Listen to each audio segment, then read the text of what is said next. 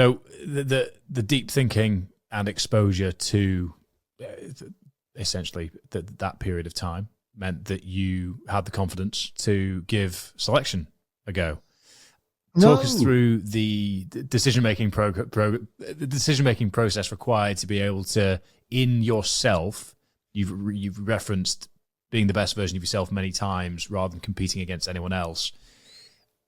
And that is in many ways is required. A good friend of mine, Gaz Banford, who was former Sergeant Major of the SBS and SAS recruitment for many years, he said something that really reframed my perception of selection for Special Forces applicants, which was they don't turn up as the finished article. They just come with the malleability to be able to be made into one. And I think the key question for you from me would be, what was the moment that you decided, you know what, I'm ready to give this a go, and you found that confidence within yourself?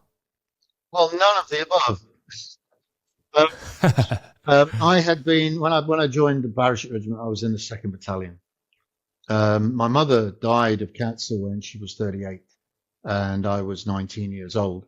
And she divorced Jeffrey Horsfall, so the army became my home, my parents. I was technically a military orphan. And when she was dying, I was transferred from 2 para to a special unit called the Vigilant Platoon, which was anti-tank guided missiles, which were the wild bunch of the parachute regiment. And I was very, very happy there.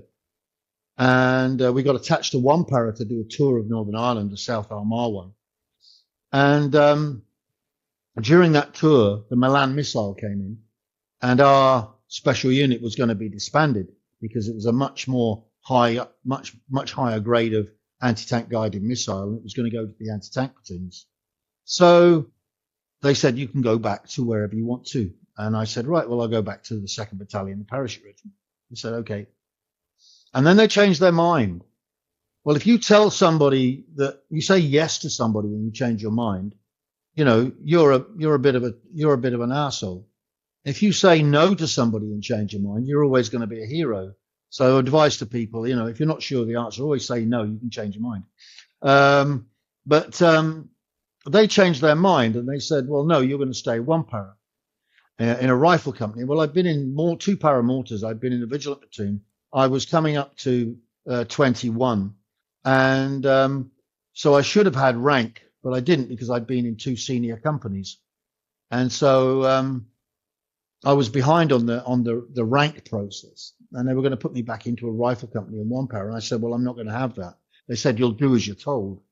Well, I said, I know there's something you can't stop me doing. And I went up to the battalion clerk's office and put in my papers to go to the SAS, just to put cock a snooter to authority. And there was a Yorkshireman at the back called Bosley. And he said, I don't know why you're doing that, Horsfall. He said, you'll be back with your tail between your legs, you wanker. You're far too young.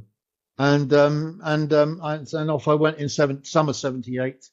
I failed at the first attempt, but they kept me on, and I passed the selection that began in January 79, and never looked back for the next 6 years.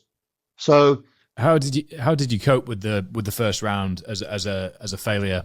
Obviously, as a huge learning lesson, but given that you were younger, probably within the cohort of applicants.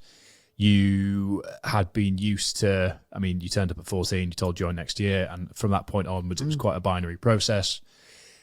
Obviously, you've got all the reflections now to be able to say that it was character building and developing your resilience at the time, but how did you deal with it emotionally and pragmatically to bounce back to nail it the second time? Well, I wasn't fit enough and I wasn't mentally strong enough to pass the first time. I knew that straight away. I got to day 4 of test week, which is sketch map, and I was struggling across a long open expanse of tussock grass in the pouring rain. There was nobody in sight at all. I knew how far I had to go.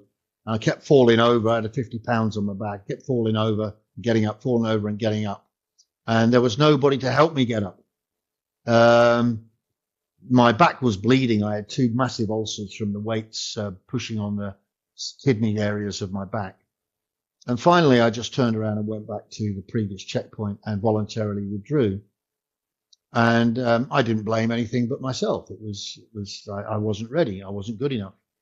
And when I went into the office the next morning to say goodbye and get my kit ready, the officer in charge, Jerry Hopkins, said, we think you've got the potential. Would you like to stay here for the next 4 months and try to start again in January? And I was like, well, at least I won't have to go back to Bosley and and eat humble So pie. plan A was actually successful in many Yeah. ways. Now there's photographs of me on the first selection, and there's a photograph of me 4 months later at the beginning of the second, and I'd had 4 months to prepare.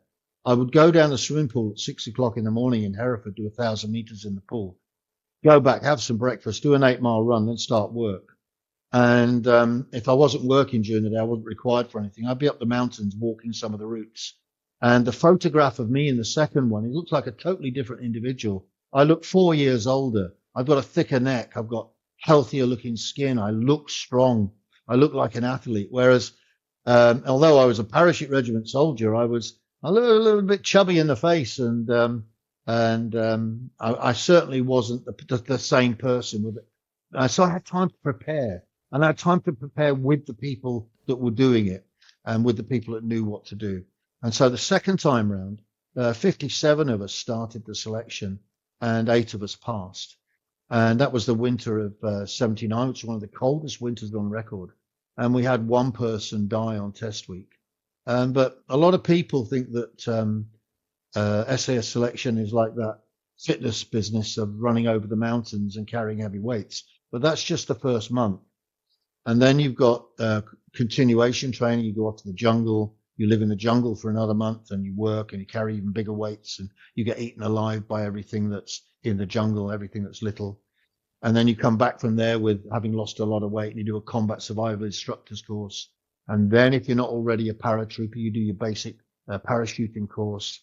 And then if you're okay, you join your squadron, you get your cap badge, but you're on probation for 6 months, and you have to learn a personal skill and a troop skill. My personal skill was to become one of Britain's early paramedics, and my troop skill was in mountain climbing, mountain troop. And at the end of exactly 12 months at the end of 12 months from the day you started, you're then qualified as a SAS soldier, and you're reassessed 2 years later. Not to do the whole course, just to, do we want to keep him?